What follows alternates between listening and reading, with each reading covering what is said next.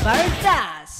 जरा नजर उठा के देखो भाई लोगों, हम आ गए हैं आपके टीवी स्क्रीन पर और आपके फेवरेट चैनल पे, क्योंकि जूम ही तो है आप सबकी फर्स्ट चॉइस राइट ना बेबी। अब शो का नाम तो आप सबको जुबानी याद है, फिर भी हम एक बार फिर से आपका वेलकम कर देते हैं आपके फन टू शो जबरदस्त में। बॉलीवुड में दो टाइप के लोग होते हैं। पहले वो जो एक चीज एक बार करते हैं, अगर सही होती है तो भी ठीक, नहीं होती है तो भी ठीक। वर्सेटिलिटी में बिलीव करते हैं ये लोग। पर कुछ लोग ऐसे होते हैं जो एक कैरेक्टर को इतनी बार पोर्ट्रे कर देते हैं कि बस उनका असली कैरेक्टर कहीं खो सा जाता है। आप जितना भी सर फोड़ लो, पर इन दूसरे टाइप के लोगों ने नहीं सुधरना।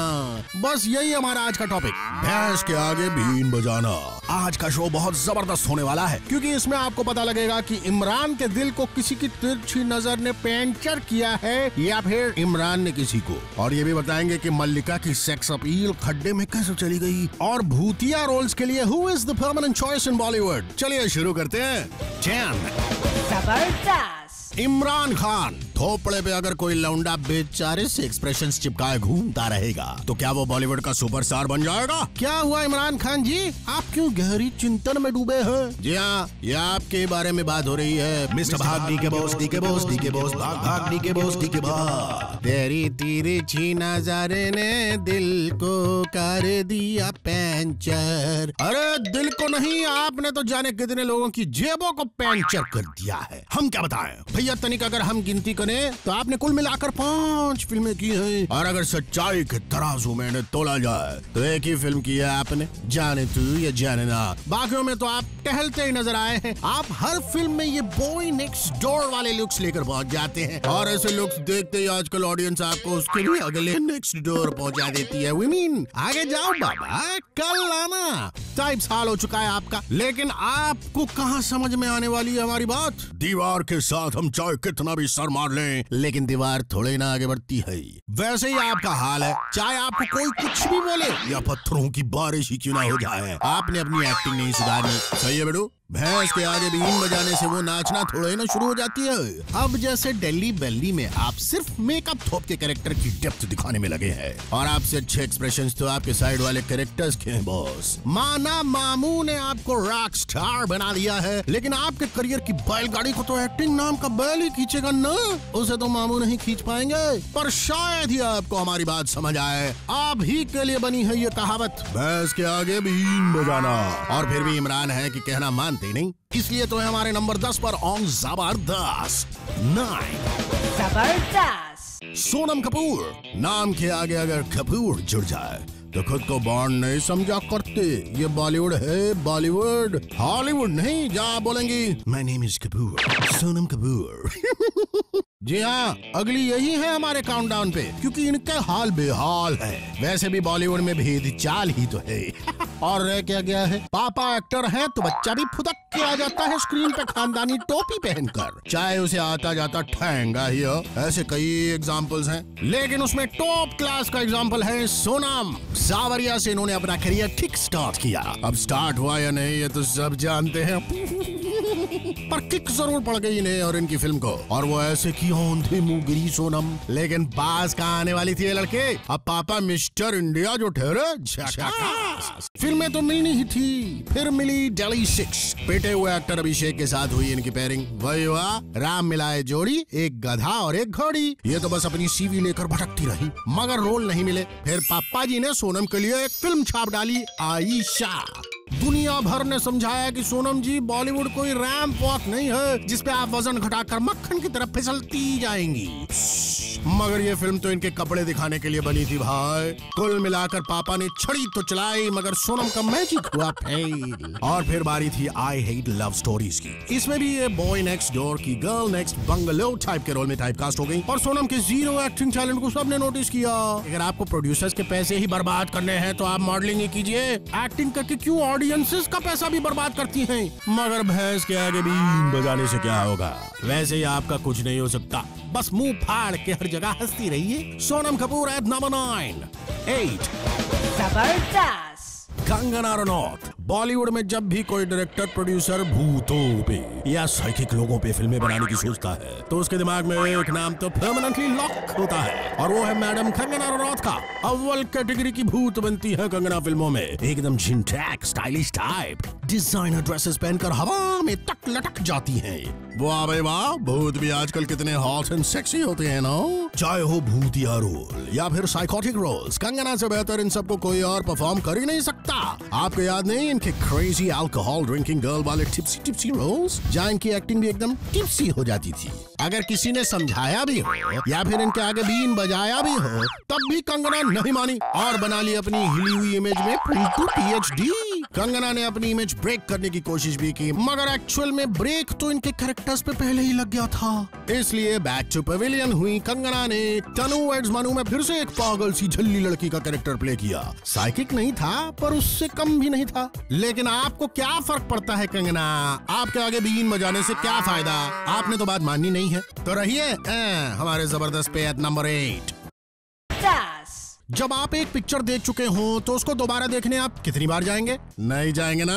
अब ये कोई मल्लिका शेरावत को समझाए कि जब आप सब कुछ दिखा चुकी हैं तो आपकी सेक्स अपील रही कहाँ? उसका तो कब का क्रियाक्रम हो चुका है मैडम। हर जगह जब आप खुले दर्शन देंगी तो दर्शन करने वाले की अखियाँ कैसे प्यासी रहेंगी। अभी तक की आप अपनी एक भी ऐसी फिल्म बता दीजिए प्लीज जिसमें आप पूरे कपड़ों में आए हैं।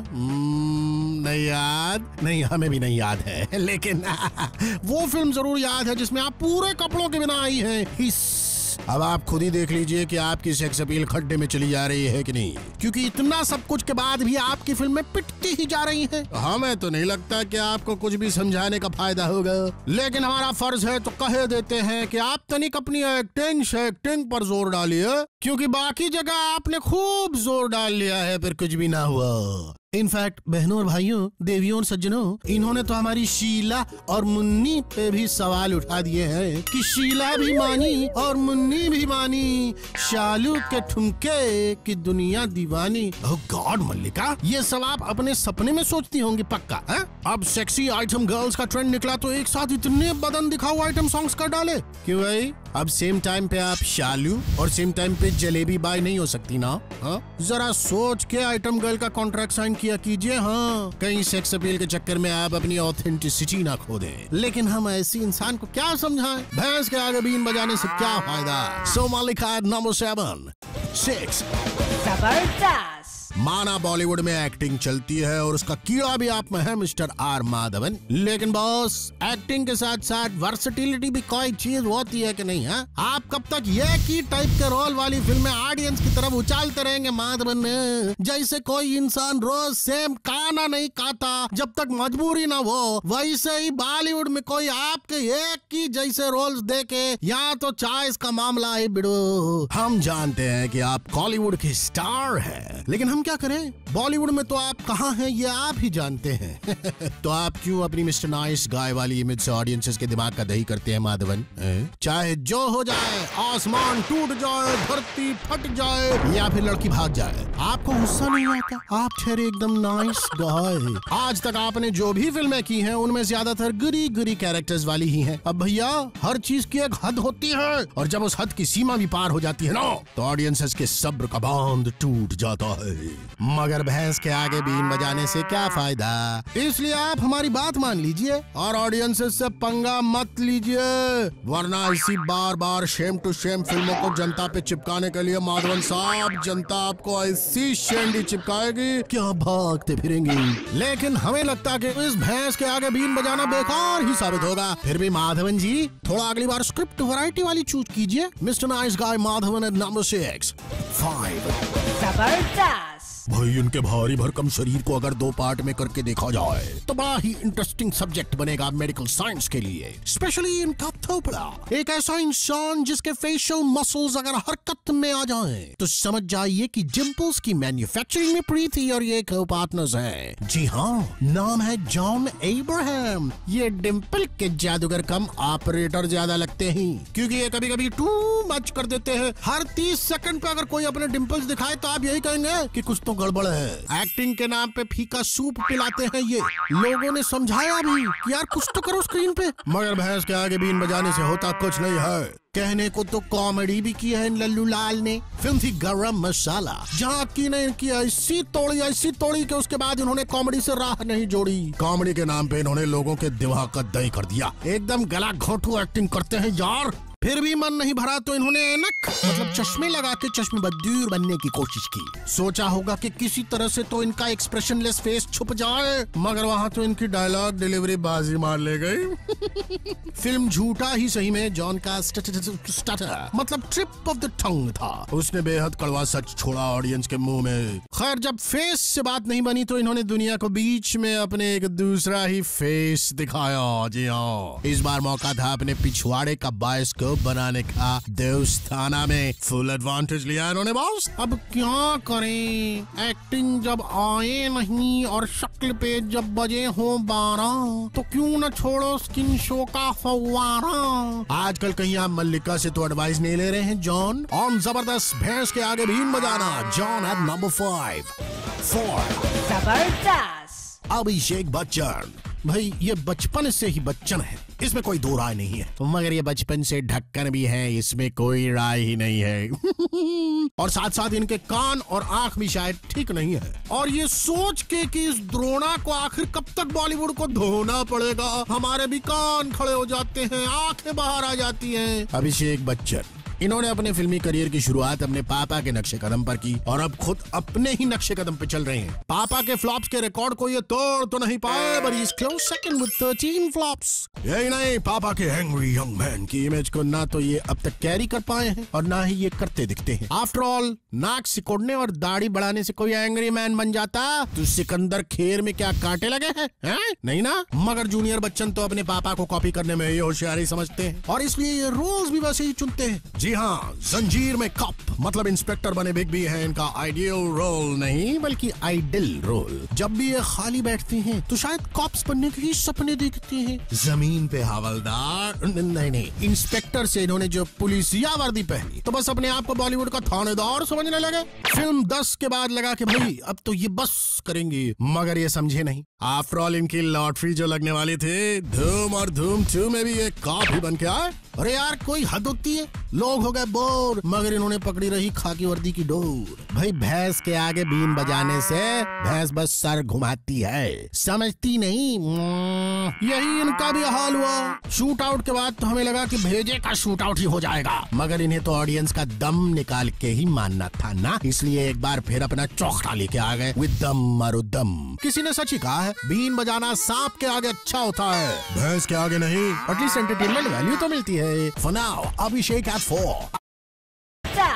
यार लाइफ में खाली बैठना भी बहुत बड़ा काम होता है, क्यों? सही काना लेडीज एंड जेंटलमैन। जी हाँ, ये जो मोहतरमा है इनसे आप रूबरू होने जा रहे हैं, ये बिल्कुल भी खाली नहीं है आजकल। इनका टाइम पास हॉबी ही फुल टाइम जॉब हो गया है। चाहे वो संजू बाबा के बच्चों की फोटोज को सोशल नेटवर्किंग साइट पे पब्लिक करना या फिर ऐसी पार्टी थ्रो करना जिसमें पब्लिक का नाम और निशान ना हो। एग्जैक्टली। रिसेंटली प्रोड्यूसर बन के खबरों के बाजार को गर्म करने वाली अमीषा ने अपनी इस खुशी को बांटना चाहा, मगर इस पार्टी में मेहमान क्या, बिन बुलाए मेहमान भी नहीं आए। लग रहा है कि इनके प्रोड्यूसर बनने पे भी लोगों को शक है। अमीषा की एक्टिंग हमेशा से ही ओवर थी, ओवर मेलोड्रामेटिक, और उस ओवर की हद करने के साथ अमीषा को रोना बहुत अच्छा लगता था। एक्चुअली उसमें भी इनका डिप्लोमा काफी काम आया। Don't you remember Sakku of गदर? हाय हाय, इतना रोई ये हर फ्रेम में कि क्या बताएं। अपनी पहली फिल्म में भी इन्होंने रो रो कर बुरा हाल कर दिया। न्यूजीलैंड की हरी भरी वादियों में भी इनका रोना ही निकला। अरे यार गेट अ लाइफ। मगर इनके आगे बीन बजाने से कोई फायदा नहीं है। ना तो अमीषा अपने कैरेक्टर में चेंज लाई और ना ही अपने रोने में। उसके बाद तो इनका असल जिंदगी और रियल लाइफ दोनों में ही रोना निकल गया। विक्रम भट्ट से टूटे इनके तार और इनके फिल्मों को बड़ी फ्लॉप्स की मार। भैया अश्मित के साथ हुई कहा सुनी, मगर इन्होंने सुधरने की राह नहीं चुनी। सुना है आजकल बस रोती रोती दस्तक देती है बॉलीवुड के दरवाजे पे, लेकिन इनकी कोई सुनना ही नहीं चाहता। और शायद भैंस आपकी बीन सुन ले, मगर वो भी अब बोर हो चुकी है, इसलिए भैंस के आगे बीन मत बजाना प्लीज। अमीषा पटियाला नंबर 3 2 जबरदस्त। इमरान हाशमी, सवाल एक चुम्मी। उन्हीं का है। ये भी सवाल हुआ। अजी जनाब, जमाना बदल चुका है, अब कोई भी जुम्मा चुम्मा दे नहीं करता, आजकल तो बस ले ली जाती है। अरे यार किससे और क्या।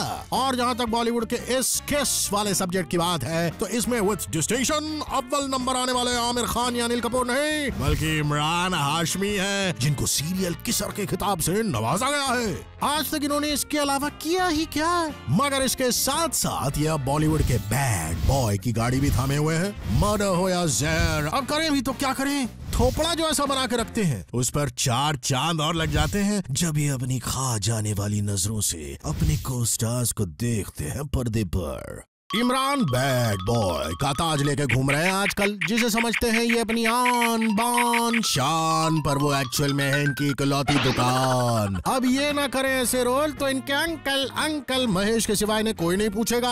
अभी भी वक्त है, सुधर जाओ, समझ जाओ इमरान, वरना कब हो जाएगा गो वेंट गोना किसी ने नहीं जाना और तुम भी हो जाओगे इस बॉलीवुड से जल्दी रवाना।